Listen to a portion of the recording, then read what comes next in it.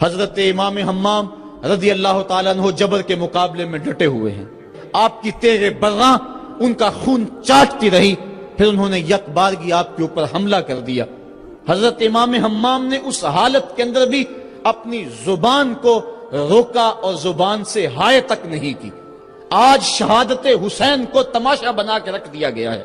اس انداز کے اندر اس شہادت کو بیان کیا جاتا ہے جس طرح وہ ترلے اور منتیں کر رہے تھے. پانی پانی کی صدائیں ان کے لبوں پہ تھی. نہیں، ایسا نہیں تھا. زخم پہ زخم کھا کے جی، خون جگر کے گھونٹ پی، آہ نہ کر لبوں کو سی، یہ عشق ہے دل لگی نہیں. جب محبت کا دم بھرا ہے تو سب کچھ کٹانا ہوگا اور کٹا کے بھی مسکرانا ہوگا. جو محبت کے دعویٰ رکھنے والے ہوتے ہیں ان کا امتحان ہوتا ہے. مشکل موقع پر ہی تو امتحان ہوتا ہے کہ اس موقع پہ یہ دامن صبر کو تھامتے ہیں یا نہیں تھامتے. اگر وہ ہائے ہائے کرتے رہے، وہ چیختے اور پکارتے رہے، اور وہ پانی کے لیے ہاتھ اور جھولی پھیلاتے رہے، اور جو پانی کے لیے جھولیاں پھیلاتے تھے انہوں نے پھر بیعت کیوں نہ کر لی؟ ان کو اتنا کچھ دیا جاتا تھا، اس کو قبول کیوں نہ کیا؟ انہوں نے یزید کے تخت و تاج کو قبول نہ کیا، یزید سے پانی کیسے مانگتے؟ وہ تو خود حوض کوثر کے والی کے نواسے تھے، وہ اوروں سے پانی مانگتے پھرتے.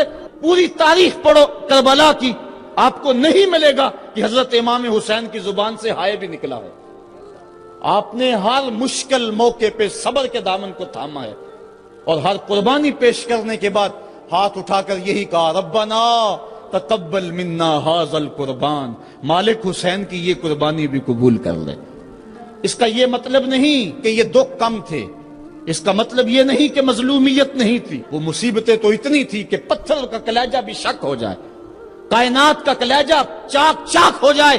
لیکن اس کے باوجود چونکہ ان کے صبر کا امتحان تھا، اور جب آپ کے اوپر پیہم تیر برسنے لگے، محتاط روایات کے مطابق 33 زخم تلواروں کے آپ کے بدن پہ تھے، اور 34 گھاؤ نیزوں کے آپ کے جسم پہ تھے، بلکہ بہت سارے نیزوں کی انیاں ٹوٹ گئی تھی جسم میں. حضرت امام حسین رضی اللہ تعالیٰ عنہ کا جب پیراہن اتارا گیا اور اس کو جب دیکھا گیا تو 113 سوراخ اس میں تیروں کے تھے، اور گھوڑے کی زین سے جب فرش زمین پر گرے وہ تیر جسم میں اور پیوست ہو گئے. گھوڑے کی زین سے فرش زمین پر جب آنے لگے تو کافی عرصہ لگ گیا، چونکہ برچھیوں کی نوکوں پر آپ کتنی دیر تک معلّہ رہے. اس وقت گھوڑے کی زین سے فرش زمین پر آئے اور کربلا کی اس تپتی ہوئی ریت کے اوپر پیشانی رکھی. فوارے پھوٹ رہے تھے، کائنات دم بخود تھی، چرخے کہن کانپ رہا تھا. آج تک آسمان نے ایسا منظر نہیں دیکھا تھا، آج تک حوروں نے ایسا منظر نہیں دیکھا تھا. سورج بھی منہ چھپا رہا تھا عاشورے کے دن، یہ منظر اس سے بھی نہیں دیکھا جا رہا تھا. ریت کربلا کی کپ کپا رہی تھی. دشمنوں کے نرغے میں مصطفیٰ کا نواسا 3 دن کا پیاسا تیروں اور نیزوں کی برسات کے اندر نے پیشانی سجدے میں رکھ دی، اور آخری کلمات یہ تھے، اللہم رضن بقضائکا وصبرن علی بلائکا تسلیماً لامرکا سبحان ربی العالی. مالک، جو دکھ آئے، اذیتیں آئیں، مصیبتیں پہنچی، امتحان آیا، حسین اس پہ راضی ہو گیا، تیرے امر کو تسلیم کر لیا، تیری رضا پہ راضی ہوا. سب کچھ قربان کرنے کے بعد مالک حسین تیری تقدیر پہ راضی ہے. مالک تو بھی بتا، تو بھی حسین پہ راضی ہوا ہے یا کہ نہیں ہوا ہے؟ تو حضرت امام حمام کا سر اس وقت تن انور سے جدا کر لیا گیا جب آپ سجدے کے اندر جھکے ہوئے تھے. سجدے میں سر جھکا ہوا تھا کہ دست قاتل نے جدا کر دیا. ایک شخص حرم کعبہ کے حج کے لیے آ رہا تھا، لبیک اللہم لبیک کی صدائیں اس کے لبوں پہ تھی کہ اس کی شہادت ہو گئی، وہ فوت ہو گیا. آقا کریم کو خبر دی گئی. حضور فرمایا کل جب قیامت کا دن ہوگا تو جب یہ اٹھے گا تو جس حالت میں فوت ہوا اس حالت میں اٹھے گا، اس کے لبوں پہ لبیک کی صدائیں ہوں گی.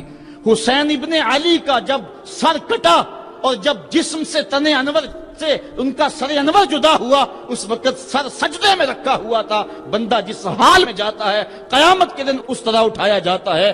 باقی لوگ قبروں میں اور انداز میں اٹھیں گے، حسین جب قبر سے اٹھے گا سر سجدے میں رکھا ہوا ہوگا. قیامت تک حسین نماز میں ہے، قیامت تک حسین نماز میں ہے، قیامت تک حسین سجدے میں ہے، قیامت تک حسین کا سر اللہ کے حضور جھکا ہوا ہے، اور وقت کے یزیدوں کو للکار رہا ہے. وقت کے یزیدوں، تم اپنے اپنے دور میں پر پرزے نکالتے رہو گے، لیکن حسین کا سر اور حسین کے ماننے والوں کا سر کبھی بھی تمہارے سامنے نہیں جھکے گا۔ حسین کا سر کل بھی خدا کے سامنے خم تھا اور آج بھی خدا کے سامنے ہی سر خم ہے۔ تو حضرت امام حسین رضی اللہ تعالیٰ عنہ کا سر اس وقت کاٹا گیا، پھر نیزے کی نوک پہ ڈال کر اس کو بلند کر دیا گیا۔ لشکر یزید نے لوگوں کو اعلان کے لیے کہ دیکھو ہم نے سر انور کاٹ لیا۔ کسی نے کہا ذرا غور سے دیکھو، اس آقا کا سر کٹ کے بھی سر بلند ہے، یہ کٹا ہوا سر بھی سر بلند ہے۔ اور جب سر نیزے پہ چڑھایا گیا تو پیشانی کا رخ زمین کی طرف اور کٹی ہوئی گردن کا رخ آسمان کی طرف۔ تو کسی شاعر نے کہا باں کے سر نیزے پہ اور سوئے زمین ہے روح، یعنی سجدہ ثانی کی ہے آرزو۔ سر نیزے پہ ہے لیکن پیشانی زمین کی طرف ہے۔ رکعت کے دو سجدے ہوتے ہیں، ایک سجدہ ہوا تھا کہ سر انور کاٹ لیا گیا، نیزے پہ چڑھا ہوا سر حسین دوسرے سجدے کی آرزو میں مچل رہا ہے، حسین دوسرے سجدے کی تمنا میں مچل رہا ہے۔ تو حضرت امام حسین نے ہمیں یہ درس دیا کہ تمہارا سر کٹ کے نیزے کی نوک پہ بھی چڑھ جائے لیکن یزیدیوں کی اطاعت تم نے کسی صورت بھی قبول نہیں کرنی۔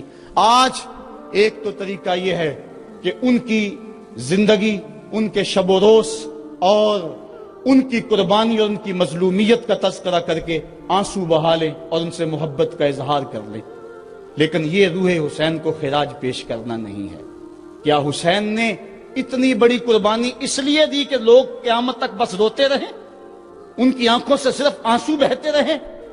اگر یہ بات ہوتی تو ان کے پاس راستے سے نکلنے کے انہیں پہلے ہی خبر دی گئی تھی کہ تم شہید کر دیے جاؤ گے۔ وہ اپنے نانے سے عرض کر دیتے کہ میرے لیے دعا کر دے کہ میری مصیبت ٹل جائے، تو مصیبت ٹل جاتی۔ اتنی بڑی قربانی اور اپنا سارا کنبہ کربلا کے تپتے ہوئے ریگزار کے اندر لے کر حاضر ہو گئے، تو یہ اس لیے تھا کہ لوگ صرف آنسو بہا کے خراج پیش کر دیں؟ نہیں، امام کا مقصد تھا جو میں نے مقام بیضا کے خطبے کے حوالے سے آپ کے سامنے رکھا۔ فرمایا وَلَكُمْ فِيَّ أُسْوَةٌ، میں اس کے باوجود میدان عمل میں اس لیے جا رہا ہوں کہ میری زندگی تمہارے لیے نمونہ بن جائے اور وقت کے یزیدوں کے سامنے تم کھڑے ہونے کے لیے تیار ہو جاؤ۔ آج روح حسین پکار پکار کے کہہ رہی ہے کہ میرے ماننے والوں، وقت کے یزید دندناتے پھر رہے ہیں اور تم صرف آنسو بہا کے میری روح کو خراج پیش کرنا چاہتے ہو۔ میری روح یوں ہی خوش نہیں ہوگی، میں تو خوش تب ہوں گا جب تم کربلائیں سجاؤ گے، جب تم وقت کے یزیدوں کے سامنے کھڑے ہو کے میری للکار کو تازہ کرو گے تو پھر میری روح سرشار ہو جائے گی کہ اپنے نانے کی امت کو جو پیغام دے کر گیا ہوں وہ پیغام آج بھی زندہ ہے۔ کربلا کا مقصد یہی نہیں کہ ہم اس دن کو ایک یوم سیاہ بنا دیں،